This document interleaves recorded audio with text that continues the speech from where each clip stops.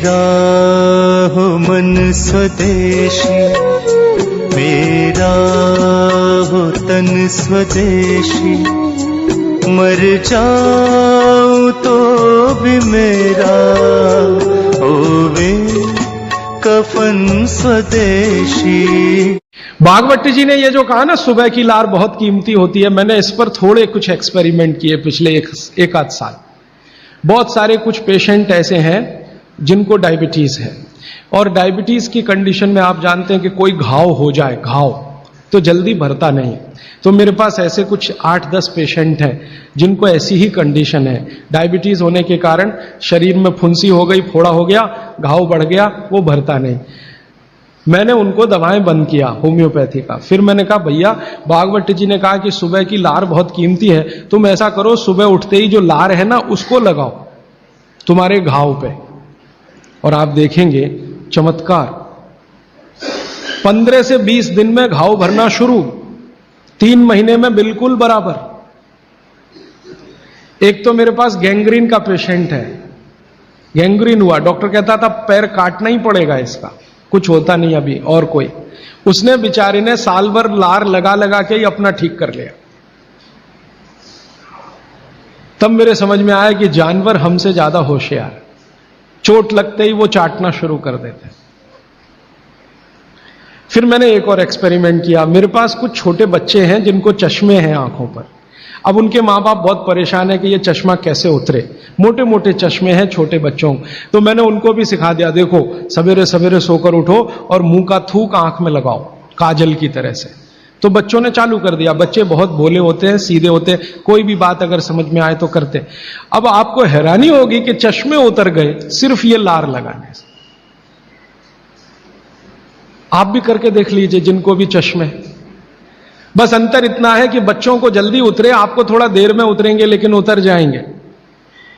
उम्र ज्यादा बढ़ेगी तो थोड़ा दिन करना पड़ेगा, कम उम्र में बहुत जल्दी उतर जाए।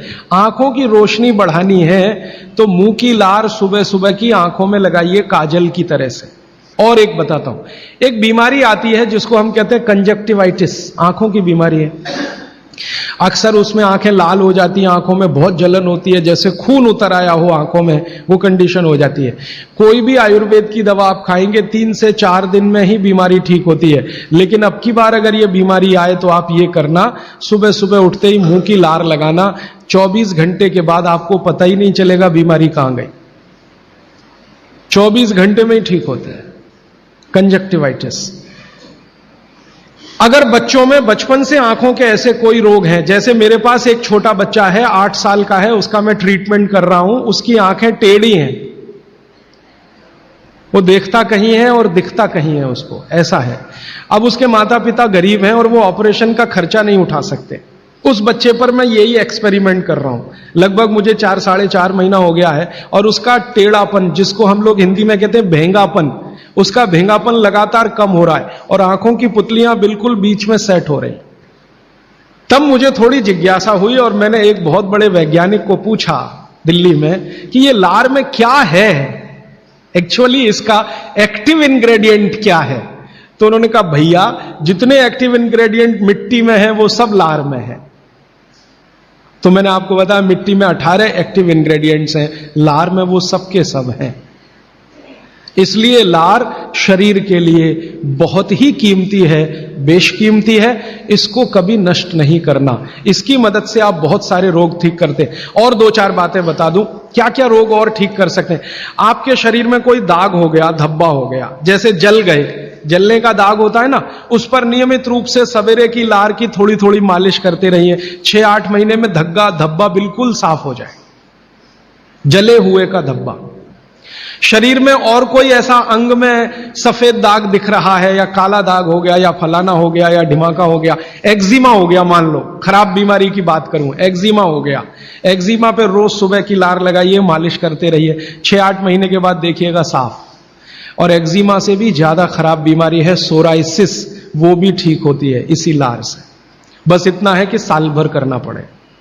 मुफ्त का इलाज है, फोकट का इलाज। भागवत जी ने जितने भी इलाज बताए हैं सब फोकट के और मुफ्त के, बाहर जाने की जरूरत ही नहीं है।